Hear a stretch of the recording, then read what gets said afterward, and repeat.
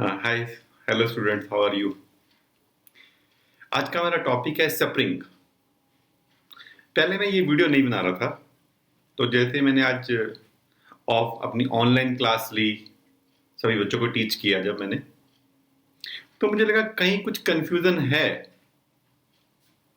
कहीं कुछ इस सिंपल टॉपिक में कहीं कुछ कॉम्प्लेक्स है, कहीं कुछ बुक्स के पार्ट पे मीन्स कुछ लिंक मिसिंग है।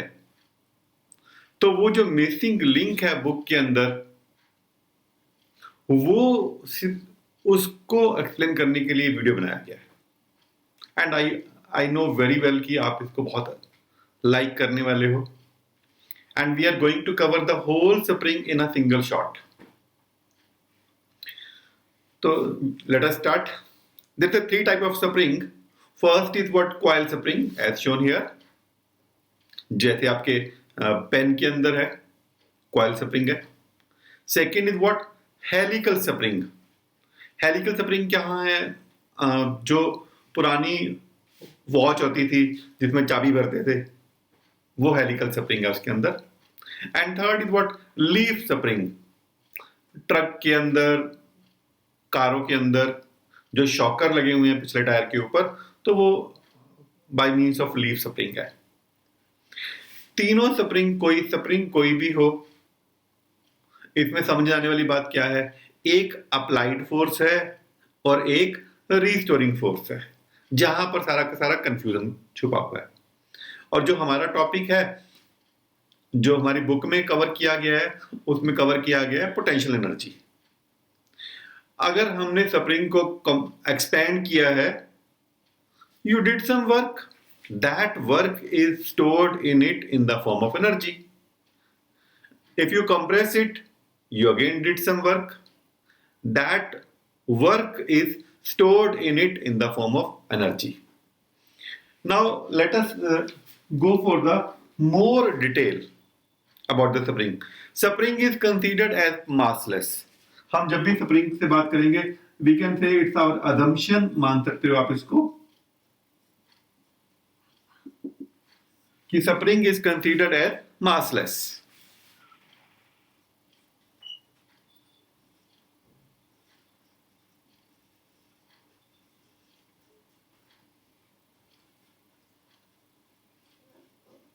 ये आपकी assumption है। अब हमारे पास ये समझने की बातें हैं। अब यहां पर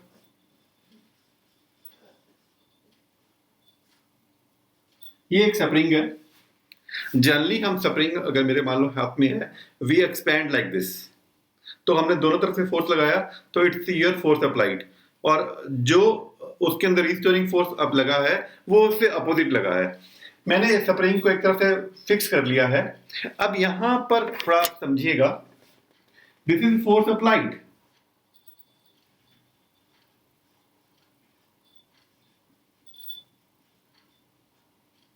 यही सब कंफ्यूजन है कि फोर्स अप्लाई इधर हो गया, ठीक, तो जो एक्सपेंशन हुई है, एक्सटेंशन हुई है एक्स, वो भी इसी डायरेक्शन में है, यहां नीचे कर देते हैं। अच्छा, फोर्स अप्लाइड यहां है, तो रीस्टोरिंग फोर्स कहां है?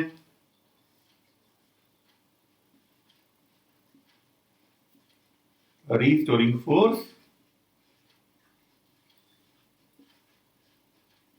इससे अपोजिट है। और मैं बहुत मीन्स मुझे बड़ा अच्छा लगेगा अगर आप पहले इसको बुक में पढ़ो और फिर ये वीडियो देखो, देन आपको इस वीडियो का इंपॉर्टेंस समझ आएगा कि यार वाकई कुछ स्पेशल है इसके अंदर।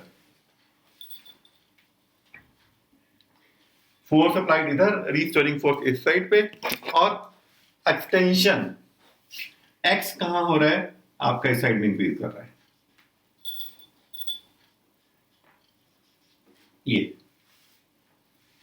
तो इस बात को समझ लो कि जिस डायरेक्शन में आपका फोर्स अप्लाइड है, रीस्टोरिंग फोर्स उससे अपोजिट है।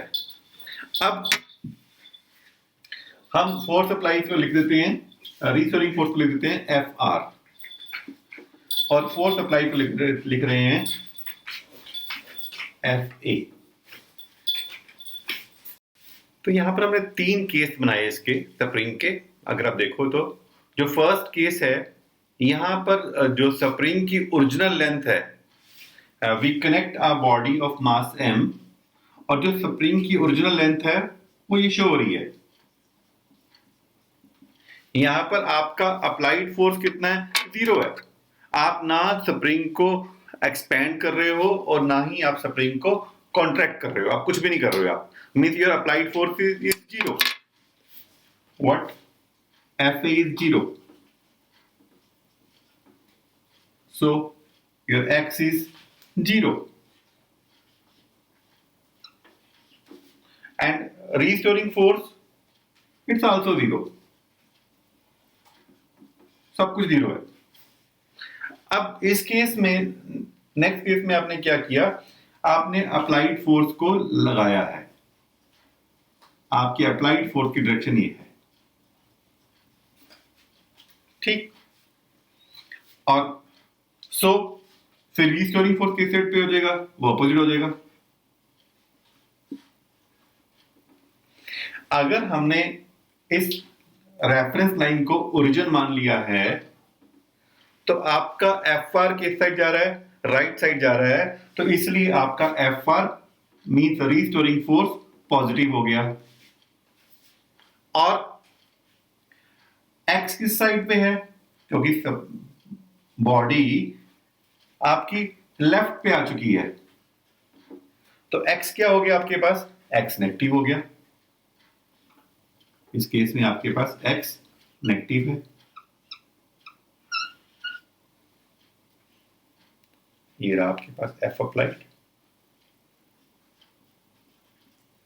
देन नेक्स्ट केस में आपने स्प्रिंग को एक्सपेंड किया है। It's F applied.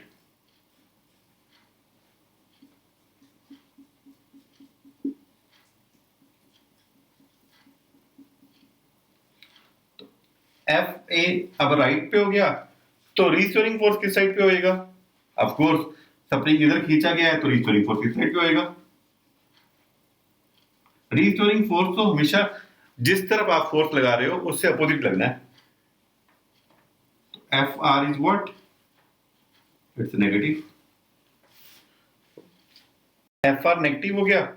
अब क्योंकि एफ आर नेगेटिव इसलिए हुआ है क्योंकि एफ आर आपका लेफ्ट पे लग रहा है, और एक्स किस साइड पे है? वो इस साइड पे लग रहा है। सॉरी, एक्स कितना हो गया यहां पर? आपका पॉजिटिव हो गया।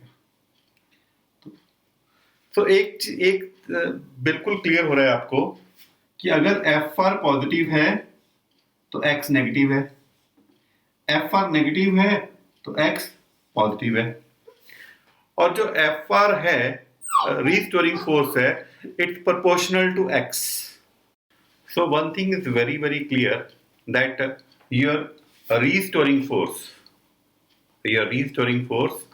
And x are in opposite direction. It means what? The restoring force is proportional to minus x. Hooke's law भी यही कहता है कि जो एक्सटेंशन है वो प्रोपोर्शनल टू रिस्टोरिंग फोर्स है। तो इट्स एज पर हुक्स लॉ।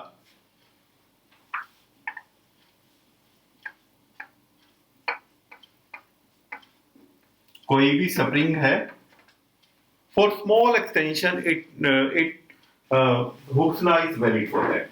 तो F R is proportional to X और F R is proportional to minus X, एक ही बात है। और अगर हम इसका साइन ऑफ प्रोपोर्शनलिटी हटाते हैं तो एफ आर आ जाता है माइनस के एक्स। अब ये के क्या है? के है स्प्रिंग कांस्टेंट, वेयर के is constant and is known as spring constant.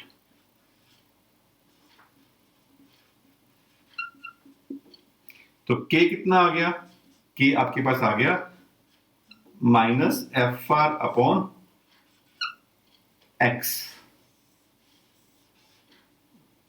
k हमारे पास आ चुका है minus F R upon x. F are क्या है? रिस्टोरिंग फोर्स, और एक्स क्या है?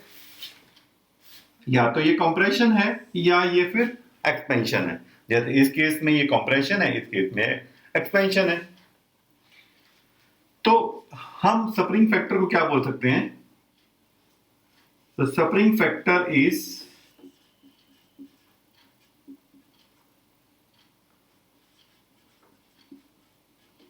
restoring force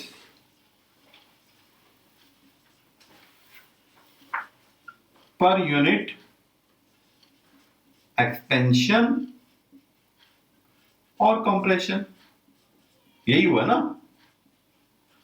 देखो क्या है, के एफ आर अपॉन एक्स है, तो के यही तो हुआ, expansion sorry force upon length. तो यूनिट क्या बन गया के? अब हम स्प्रिंग फैक्टर के बारे में बात कर रहे हैं, तो स्प्रिंग फैक्टर की यूनिट क्या हो गए? यूनिट हो गए इसके न्यूटन पर मीटर। अब यूनिट अगर न्यूटन पर मीटर है, डायमेंशन क्या हो गई?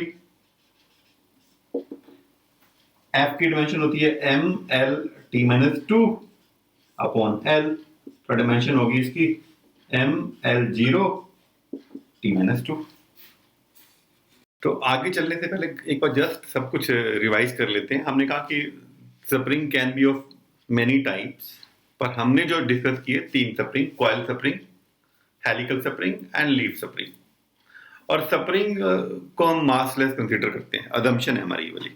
हालांकि मासलेस है नहीं है इसको, बट सो दैट कि रीस्टोरिंग फोर्स हर जगह सेम आए। देन जो कंफ्यूजन है, कंफ्यूजन यही है जो बोर्ड पे यहां पर बना हुआ है कि force applied and restoring force opposite आपस में। फर्स्ट केस, अभी स्प्रिंग ना आपने कंप्रेस किया ना आपने एक्सपेंड किया, तो restoring force and applied force and restoring force equal and zero. X is zero because it's not compression not expansion. इसको हमने ओरिजिन माना हुआ है। राइट साइड आपने इसको पॉजिटिव ले लिया है और लेफ्ट साइड आपने इसको नेगेटिव ले लिया है। जब आपने स्प्रिंग को कंप्रेस किया, मींस एक्स आपका लेफ्ट पे चला गया तो एक्स आपका नेगेटिव हो गया। रीस्टोरिंग फोर्स आपका राइट पे चला गया, इसलिए रीस्टोरिंग फोर्स आपका पॉजिटिव हो गया। देन मींस रीस्टोरिंग फोर्स और एक्स आपका अपोजिट है। देन आपने स्प्रिंग को एक्सपेंड किया, फोर्स अप्लाइड राइट हो गया, रीस्टोरिंग फोर्स लेफ्ट हो गया, इसलिए रीस्टोरिंग फोर्स नेगेटिव हो गया। फोर्स अप्लाइड और एक्सपेंशन दोनों ही राइट पे हैं, तो एक्स पॉजिटिव हो गया, मींस फिर एफ और एक्स का साइन अपोजिट आ गया। रीस्टोरिंग फोर्स का साइन हमेशा अपोजिट आ रहा है एक्स से। सो हमने कहा एज पर Hooke's law F R is proportional to minus x. तो जब हमने जब हम साइन ऑफ प्रोपोर्शनलिटी हटाया तो यहां पर आ गया के x. What is K? K is the constant, spring constant है and is known as spring constant. So K क्या है? F R upon x. F R means restoring force जो कि अप्लाइड फोर्स के इक्वल होता है upon X. So spring factor is a restoring force per unit length, और इसके unit क्या है? न्यूटन पर मीटर। डायमेंशन भी हमने निकाल ली इसकी। अब थोड़ा सा स्प्रिंग फैक्टर के बारे में कुछ और बात कर लेते हैं।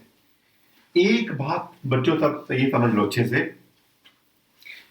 कि जितना स्प्रिंग स्टिफ होगा उतना के ज्यादा होगा। क्या? Stiffer the spring,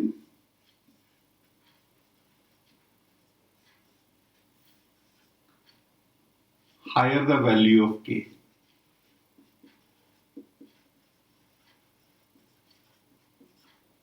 Stiffer the spring, higher the value of K.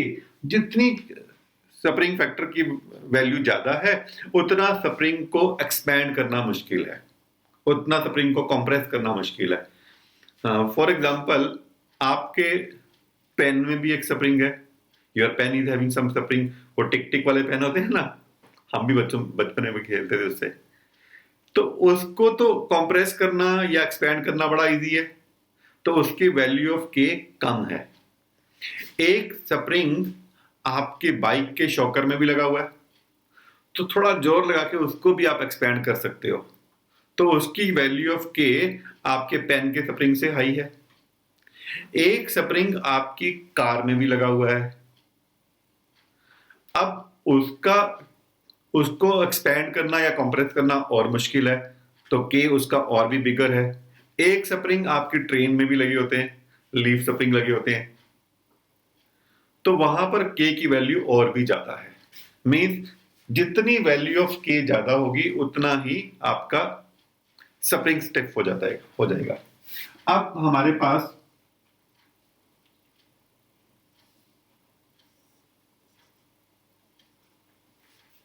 अगर हम कह रहे हैं कि F R is equal to minus K x, तो एफ अप्लाइड कितना हो गया, it's equal to K x. अगर हम एफ अप्लाइड और एक्स का ग्राफ ड्रॉ करें,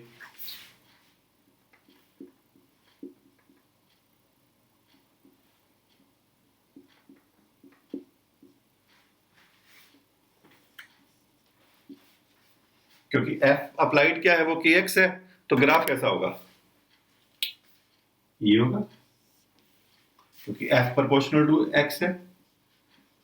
जितना ज्यादा आपको स्प्रिंग खींचना पड़ेगा उतना ही ज्यादा फोर्स लगेगा। थोड़ा स्प्रिंग खींचा है, थोड़ा फोर्स लगाया है, ज्यादा स्प्रिंग खींचा है, ज्यादा फोर्स लगाया है। तो एफ अप्लाइड और एक्स का ग्राफ क्या है, ये है।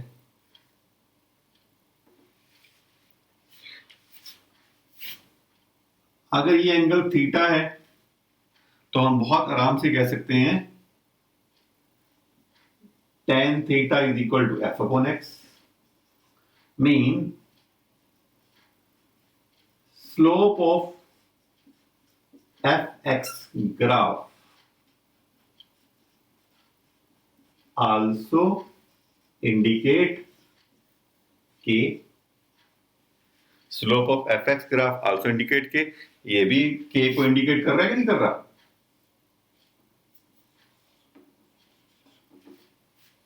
ठीक। अच्छा, अगर मान लो एक क्वेश्चन करते हैं,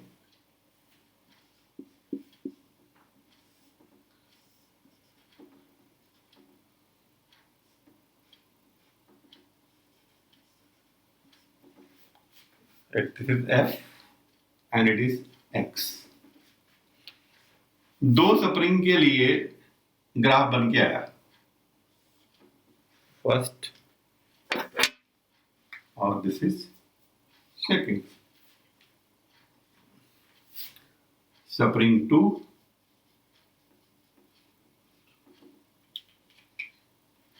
spring 1।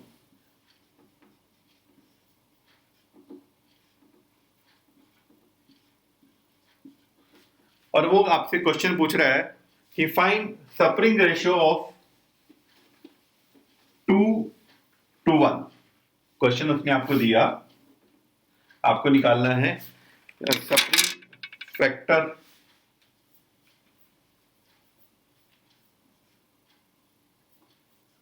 Of 2 upon spring factor of 1।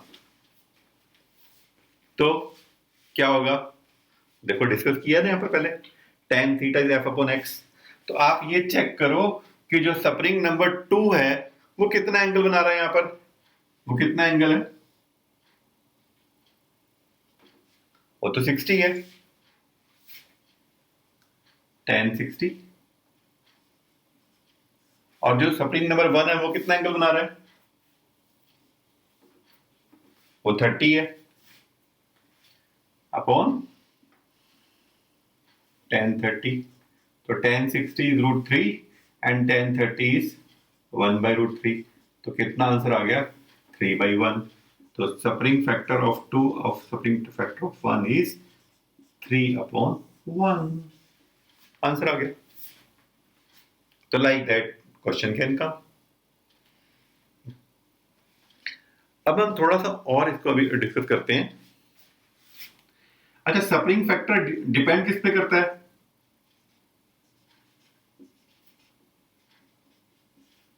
Spring factor, एक बात याद रखो, इज अ कांस्टेंट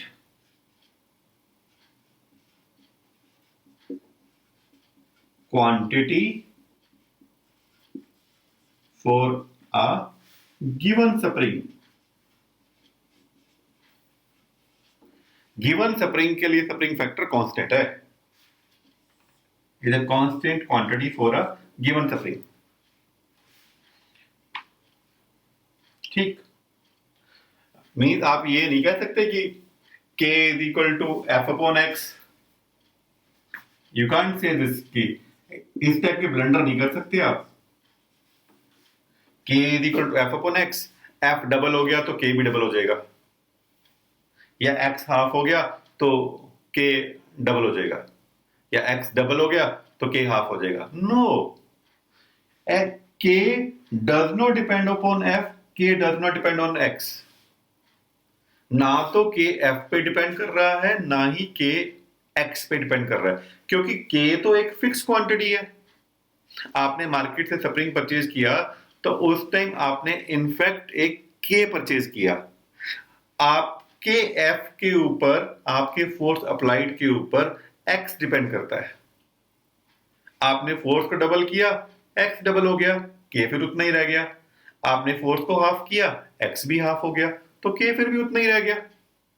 k जो है f और x पे डिपेंड नहीं करता, तो k किस पे डिपेंड करता है? k depends on length of spring.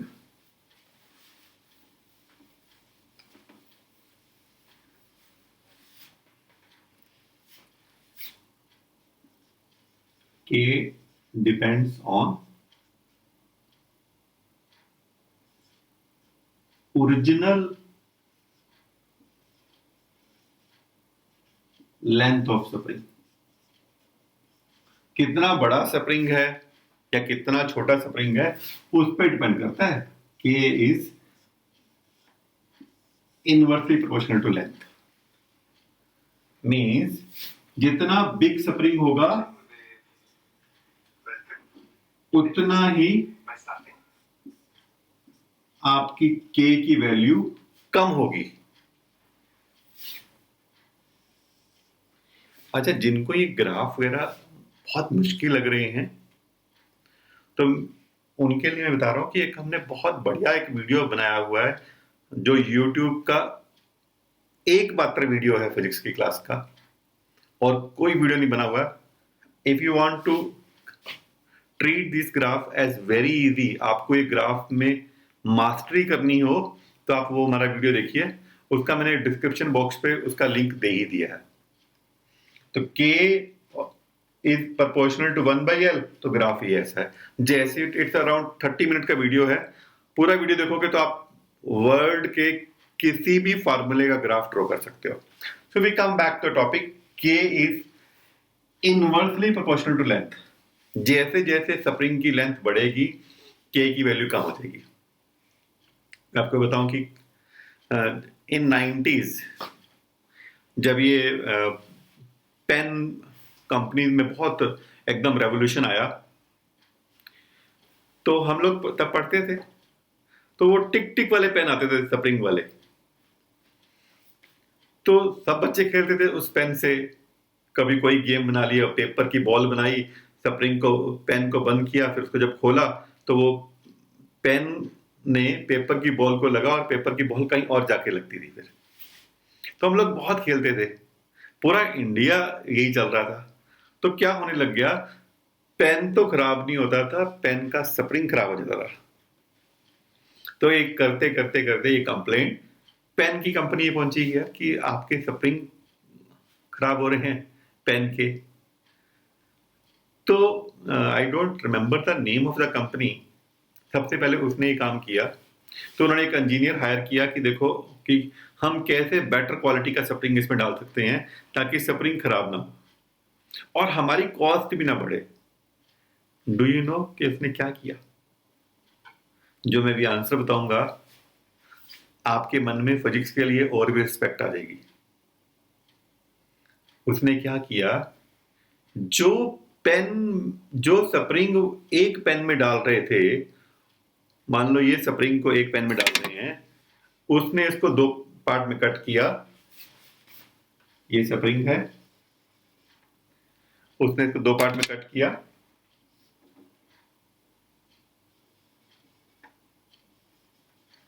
और ये दो स्प्रिंग जो बन गए दो पेन में डाल दिए, बात बन गई। द वैल्यू ऑफ के डबल होगी क्योंकि के इनवर्सली प्रोपोर्शनल टू लेंथ है। जैसे ही लेंथ हाफ हुई के डबल हो गया। अब जो पेन का स्प्रिंग था वो खराब नहीं हो रहा था। तो this is how physics can do a miracles. तो ऐसा है ये टॉपिक। अच्छा, थोड़ा और बात करते हैं। F R is equal to minus K x. अगर हमें रीस्टोरिंग फोर्स और एक्स का ग्राफ ड्रॉ करना हो तो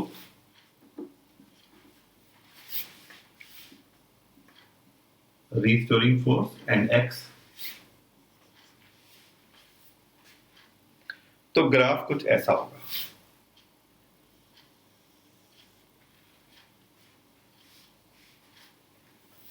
मीन्स देखो,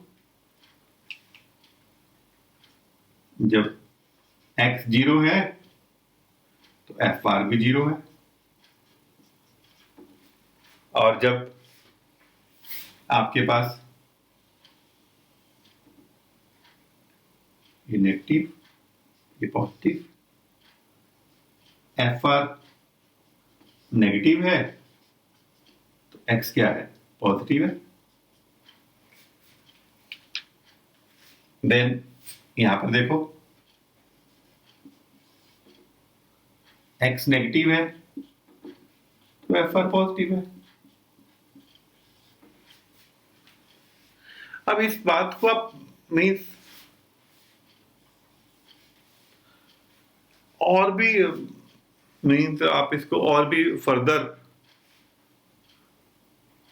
सोच सकते हो कि x पॉजिटिव है, x अगर पॉजिटिव है तो एफ आर क्या है, नेगेटिव है। F R is becoming more and more and more negative. x negative है तो F R is becoming more and more positive, like that. You can just explore it further. Graph of restoring force और x ये बनेगा। जो हमने पिछला graph draw किया था वो था एफ अप्लाइड एंड एक्स। जो आपने ये वाला ग्राफ ड्रॉ किया था पीछे, अभी हमने किया है, तो वो क्या है, F applied and x.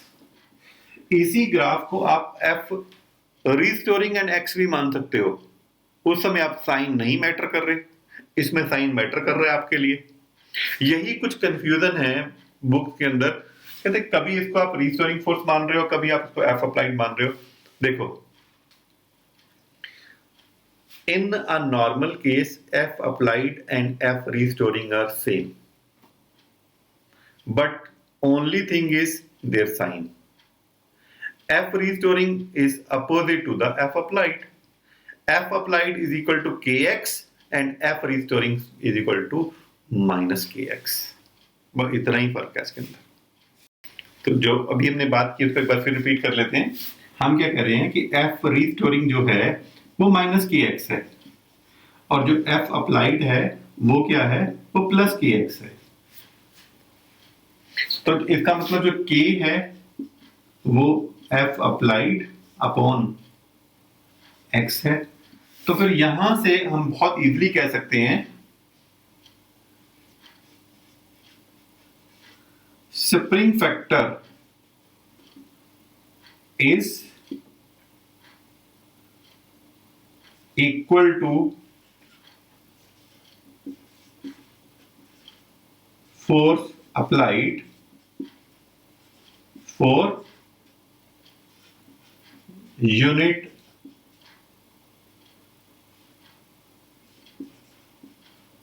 expansion और compression। क्या कह रहे हैं हम कि अगर x1 हो गया तो k fa हो गया कि नहीं हो गया। वही आपने लिखा कि स्प्रिंग फैक्टर मतलब k। अभी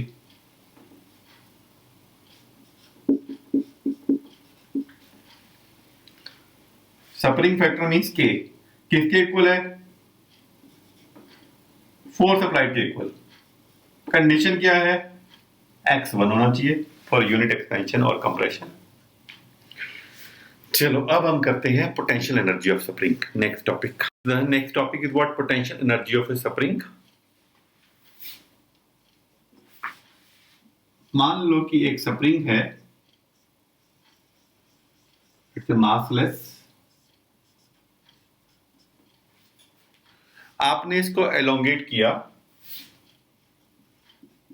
late a spring of spring factor K be elongated to x unit. So this means F applied कितना हो गया? Kx हो गया। वेरी सिंपल, अभी तक कितना तुमने पढ़ ही लिया। Let the spring be further elongated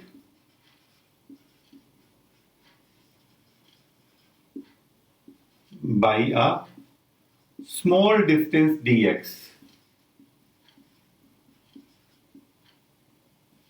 अब आपने स्प्रिंग को पहले x किया, अब थोड़ा और किया, हल्का सा और किया, by small distance dx, then small amount of work done. तो थोड़ा सा जो वर्क डन हुआ वो कितना हुआ? वो हो गया फोर्स इंटू डिस्प्लेसमेंट। एफ भी इधर ही है और dx भी इधर ही है, तो वो हो गया kx dx, right. Then total work done,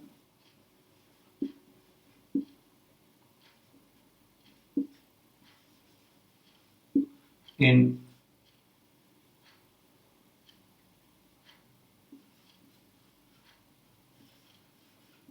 elongating to x। अब टोटल वर्क डन कितना होगा? तो वो हो जाएगा, कैपिटल एक्स कर देते हैं,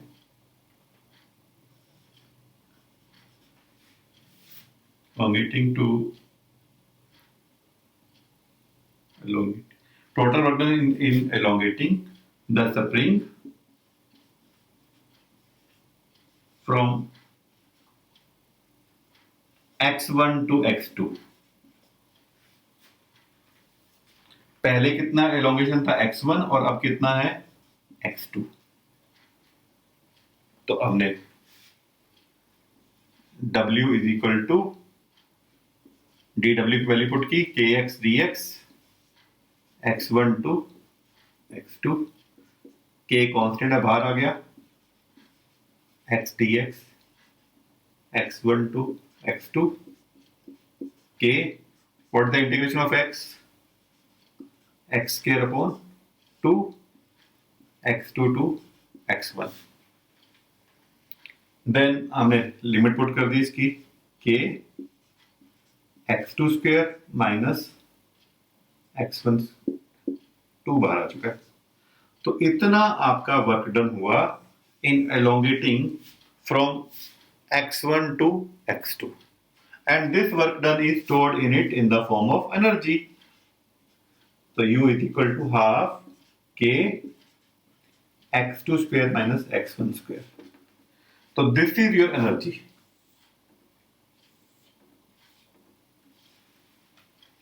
फिर चेक करते हैं, let a spring of spring factor K be elongated to x unit. तो आपने इसको पहले x यूनिट एलोंगेट कर दिया, तो कितना हुआ F अप्लाइड? kx, ये आपका F अप्लाइड है। Let the spring be further elongated by a small distance dx, then small amount of work done कितना हो गया? F dx, dw is equal to F की वैल्यू पुट कर दिया आपने, kx dx, then total work done कितना हुआ in elongating the spring from x1 to x2? आपने simple dw integrate x1 to x2, kx x1 to x2, k को बाहर निकाल दिया, what the integration of x square by 2, x1 to x2, limit put कर दिया आपने, तो कितना आ गया, k x2 square minus x1 square upon 2। तो this is the total work done. अब यहां पर कुछ क्वेश्चन उठते हैं। पहला क्वेश्चन +1 के स्टूडेंट के माइंड में अक्सर आ जाता है कि सर इंटीग्रेशन क्यों किया यहां पर। अगर आपके माइंड में भी ये क्वेश्चन आ रहा है तो हमारा एक बहुत अच्छा वीडियो है, where and how calculus, where why and how calculus is used in physics, तो आप उसको देखिएगा। पर यहां पर मैं बता रहा हूं आपको क्यों है यहां पर। देखो वर्क डन क्या होता है, वर्क डन होता है फोर्स इनटू डिस्प्लेसमेंट। पर यहां पर जो फोर्स है ना वो वेरी कर रहा है। एफ ए कितना है, के एक्स, जैसे जैसे एक्स बढ़ रहा है एफ बढ़ रहा है। तो वर्क डन निकालने के लिए आपने जब एफ इंटू एक्स करोगे तो कौन सा एफ लगाओगे आप, एफ तो चेंज होता जा रहा है। जैसे अभी एफ 0 है, फिर 1 2 3 4 5 6 7, ये एफ चेंज हो रहा है। और इतना करने में आपने जैसे 0 1 2 3 4 5 6 एक्सपैंड कर दिया और 20 सेंटीमीटर एक्सपैंड हो गया। अब मेरे को वर्क डन निकालना है एफ इंटू एक्स, तो कौन सा एफ लगाऊं, 0 1 2 3 4 5 6, कौन से 6 न्यूटन लगाऊं, 5 लगाऊं, 3 लगाऊं, 0 लगाऊं, तो वो मालूम नहीं है ना। डिस्प्लेसमेंट पता है 20 सेंटीमीटर है, तो एफ क्योंकि चेंज हो रहा है तो इसलिए हमने क्या किया, पहले थोड़ा सा वर्क डन निकाला। जिस स्प्रिंग ये था, आपने इसको खींचा, थोड़ा सा वर्क डन निकाला, हल्का सा, इतने बिल्कुल हल्की सी लेंथ के लिए निकाला आपने वर्क डन। वो इतनी छोटी लेंथ थी कि उसके लिए एफ चेंज ही नहीं हो रहा। लाइक आपने इसको एक्सपेंड किया, अभी हल्का सा किया आपने और आपका एफ चेंज नहीं हो रहा, इसलिए आपने कहा small amount of work done. और जब आप स्मॉल से बिग पे जाते हो, अगर आपने वो देखा हुआ हमारा video, then we go for the integration. तो आगे तो कुछ है ही नहीं है, के कांस्टेंट है बाहर निकाल दिया, एक्स की इंटीग्रेशन की, एक्स स्क्वायर बाई 2 आ गया, लिमिट पुट किया, आपके पास आ गया answer, u is equal to half K x2 square minus x1 square. और अगर आपको स्पेशल केस करना हो इसमें,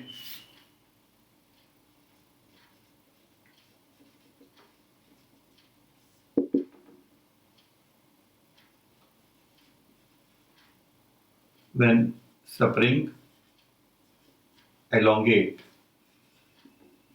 x0 to x is equal to x, तो ये 0 है, x2 x है, तो u कितना हो जाएगा, u हो जाएगा हाफ के एक्स स्क्वायर। मुझे तो कभी फील ही नहीं होता कि फिजिक्स में आपको पढ़ने की जरूरत है। आप सिंपल कॉन्सेप्ट स्ट्रॉन्ग करो। आप जैसे हमने ये वाली डेरिवेशन कर ली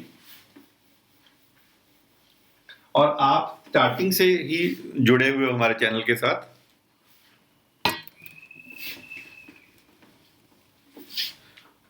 और एग्जाम में क्वेश्चन आ गया, draw graph between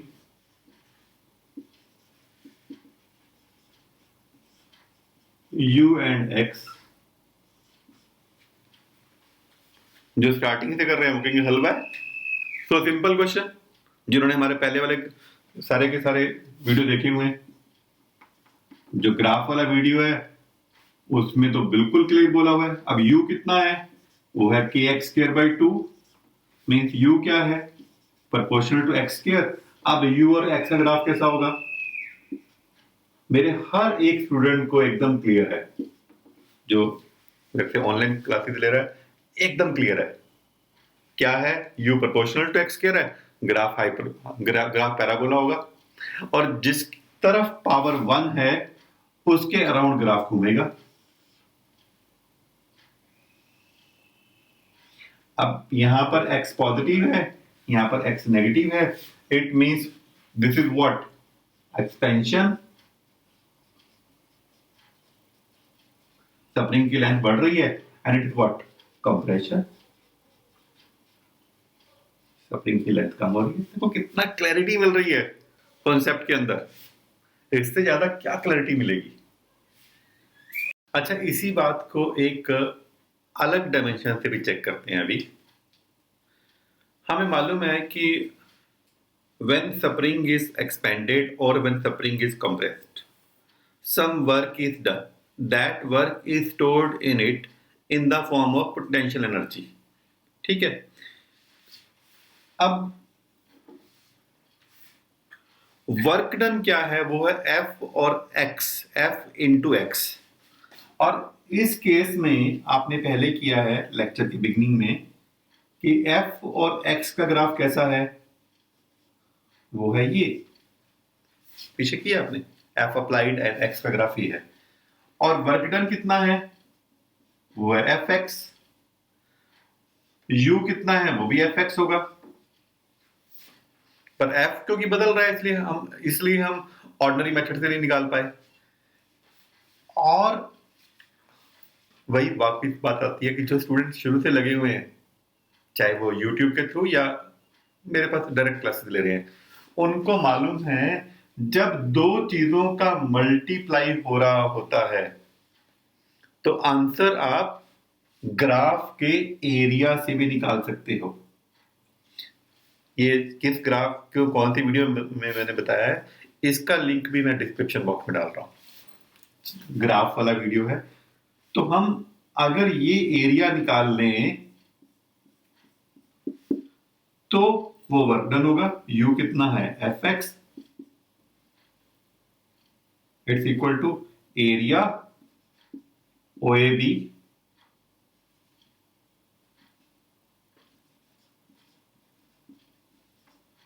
its equal to half base into force. अब ये प्रॉपर निकल रहा है क्योंकि work done F into x है, पर कितना एफ है, एफ चेंज हो रहा है, इसलिए आप उसको निकाल नहीं पा रहे थे।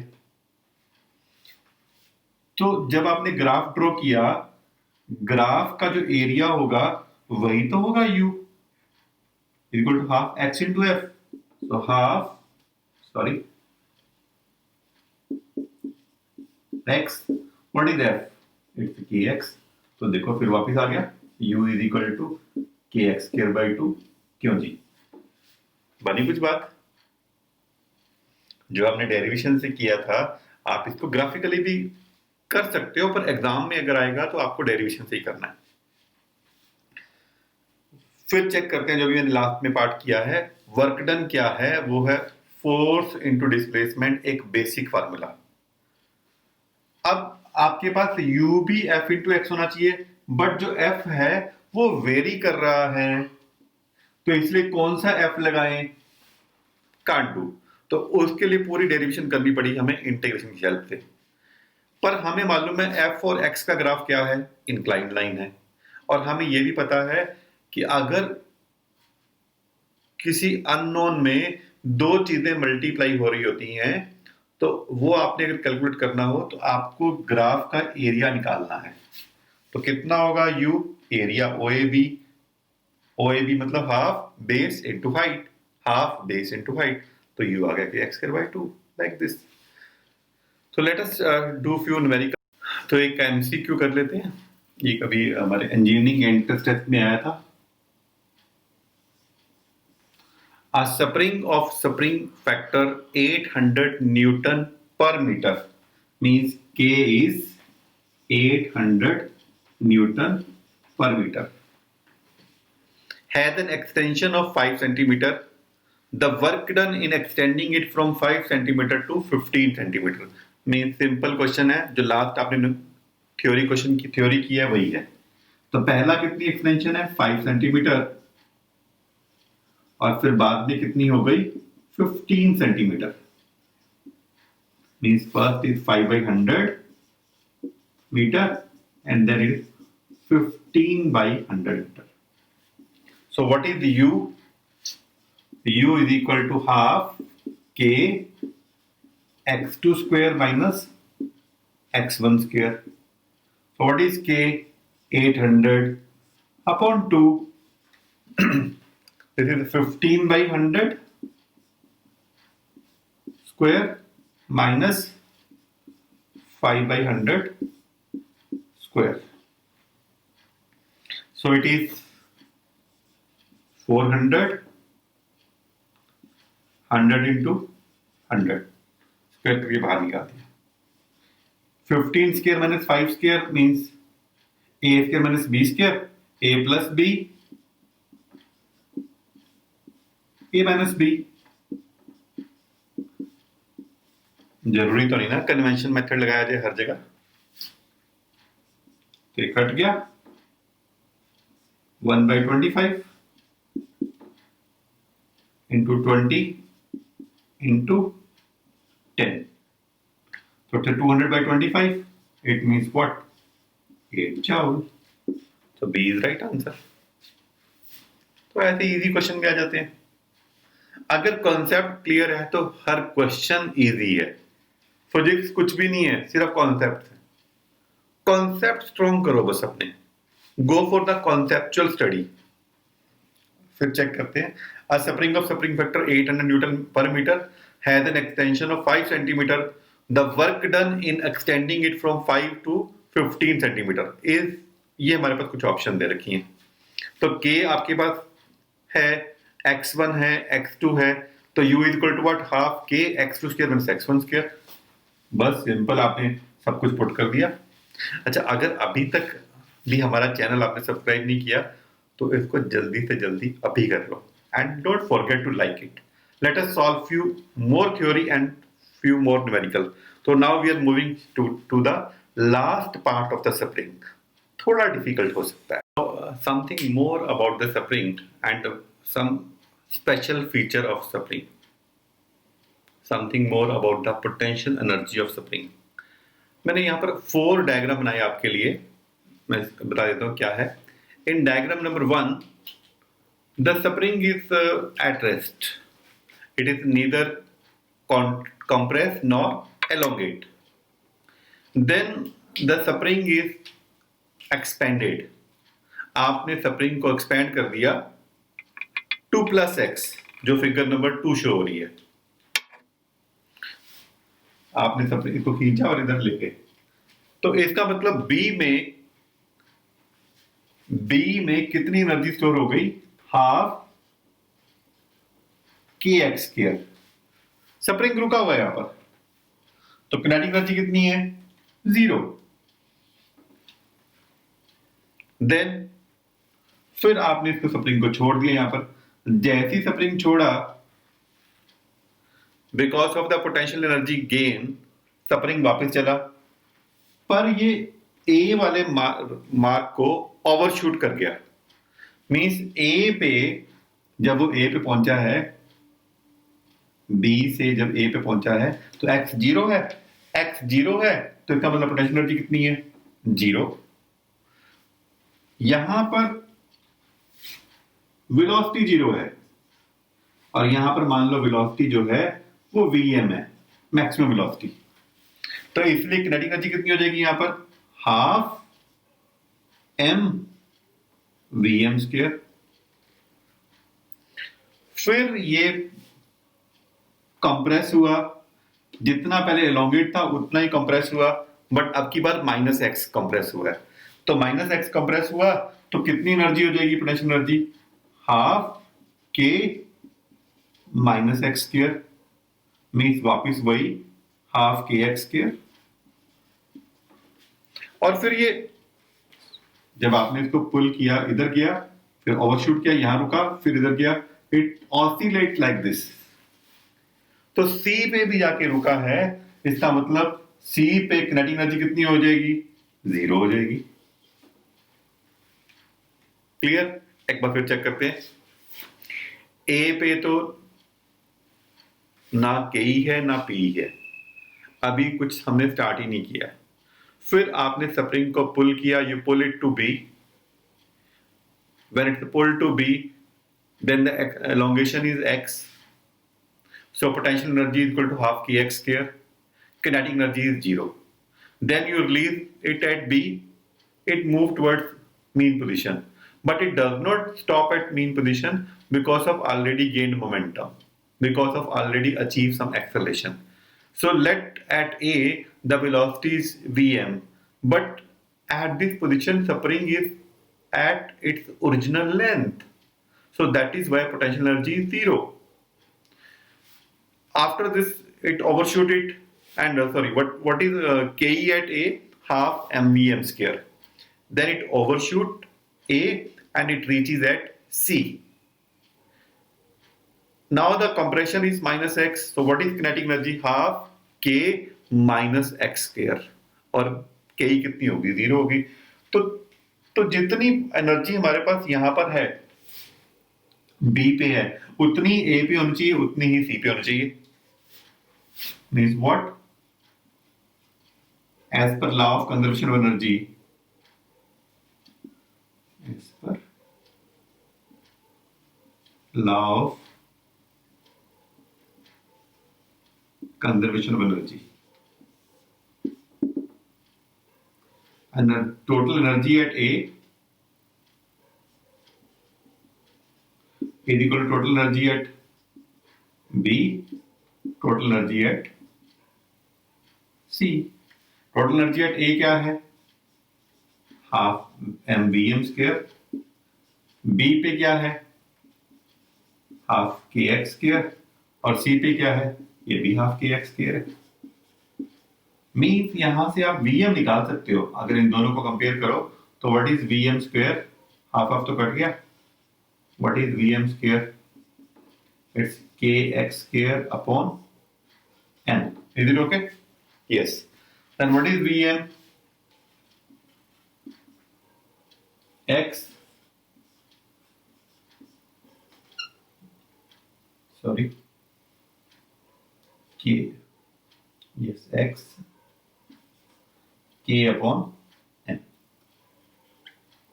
So this is the maximum velocity gain by the spring at its mean position. तो कितनी वेलोसिटी होगी मीन पोजीशन पे? x k अपॉन m द रूट। तो ऐसा हम इसको कर सकते हैं। देन और अगर हम थोड़ा इसको और देखें, अगर ये आपकी पोजीशन है A, ये आपकी पोजीशन है B, और ये आपकी पोजीशन है C। B पे पोटेंशियल एनर्जी कितनी है? Half K x square. ये आपका x हो गया। तो B पे एनर्जी है half K x square. Okay,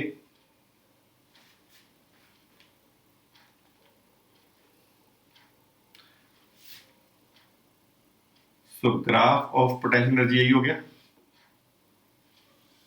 ए पे पोटेंशियल एनर्जी देखो जीरो, बी पे हाफ की एक्स स्क्वायर,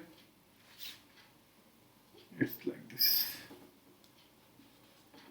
ये एक्स आ गया और ये एनर्जी है यहां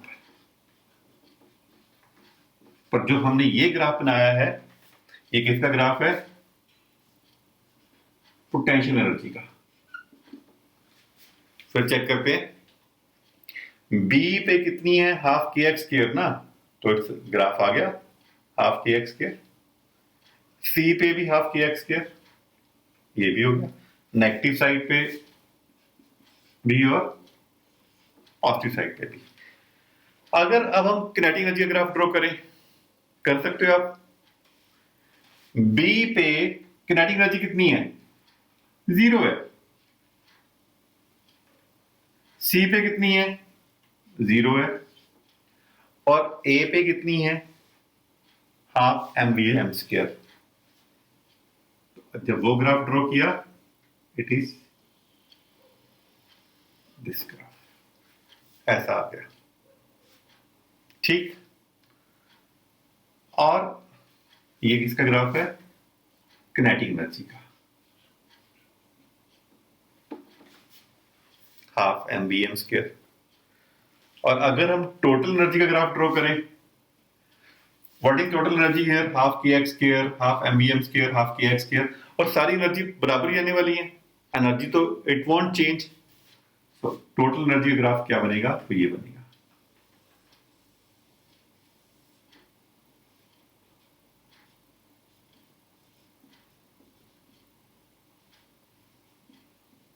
So this graph is also important for examination point of view. So energy at every point remain conserved. Clear? Now the latest question from IIT 2019. A block of mass m lying on a smooth horizontal surface to a spring of spring factor k. Spring factor दिया हुआ है आपको. The block is initially at rest, okay. If now the block is pulled with a constant force F, the maximum speed of the block is. Block को आपने F force लगाया है, तो F कितना होगा, वो होगा kx. मान लेते हैं कि स्प्रिंग x से एलोंगेट हुआ है. आंसर में x नहीं दिया हुआ, x आपने खुद माना है, ओके. तो कितनी एनर्जी होगी, वो हो गई हाफ kx स्क्वायर. ठीक है जी. ये होगी एक्सट्रीम पोजीशन पे. जस्ट पहले, अभी थोड़ी देर पहले हमने डेरिवेशन की है. जब ये मीन पे आएगा, जब ये एक्सट्रीम पे है तो हाफ की एक्स स्क्वायर एक्सट्रीम पे. जब ये मीन पे होएगा तो एनर्जी कितनी हो जाएगी, वो हो जाएगी हाफ एम वी स्क्वायर. तो दोनों इक्वल होंगी.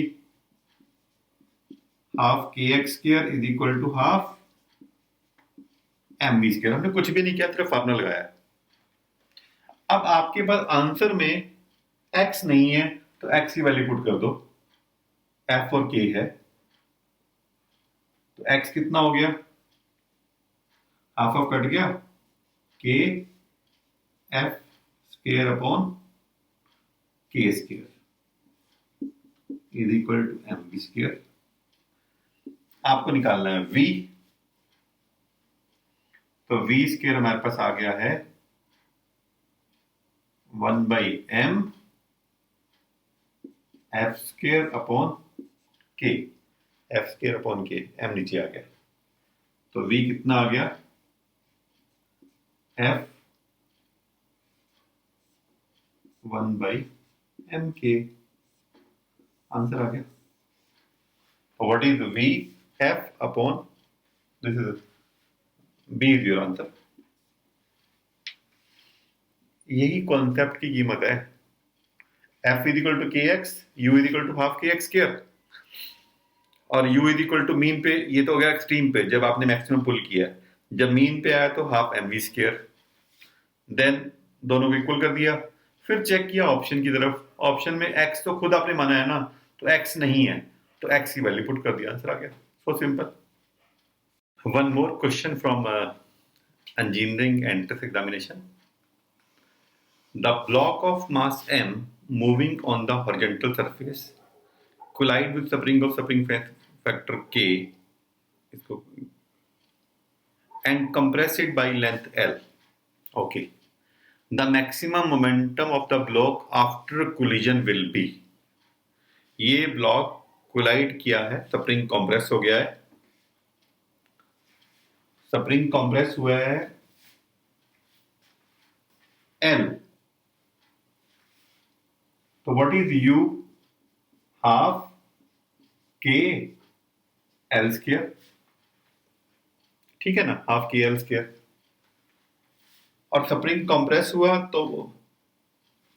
तो फिर ये ऑफ कोर्स इसमें जब के ई आई, किनेटिक एनर्जी कितनी आ गई, जहां पर हाफ एम वी स्क्वायर. आपको निकालना है मोमेंटम. ये दोनों इक्वल हैं, हमारा प्रीवियस कॉन्सेप्ट है. Half K L square is equal to half M V square. K L square is equal to M capital है, कोई बात नहीं, हाफ ऑफ काट दिया. आपने क्या किया, एम से मल्टीप्लाई कर देते हैं इसको और एम से डिवाइड कर देंगे.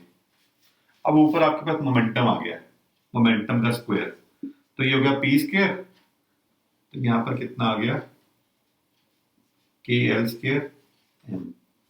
तो मोमेंटम आना चाहिए आपके पास L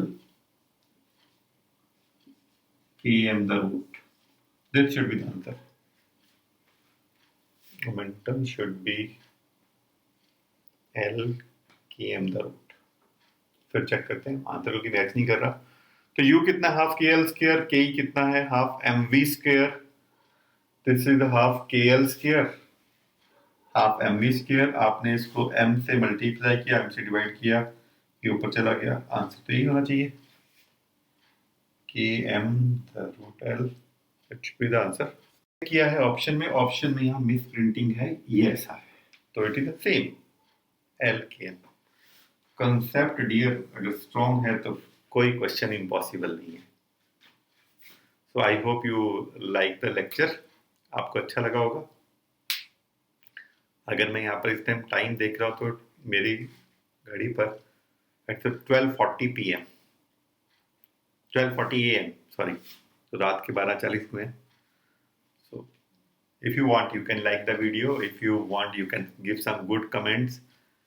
Purpose of this video is the knowledge should be shared, like I am sharing the knowledge with you all, so it is your free will, I will say, rather free will galat word ho gaya, you should share the knowledge, share the knowledge with your friends. When we share knowledge it increases.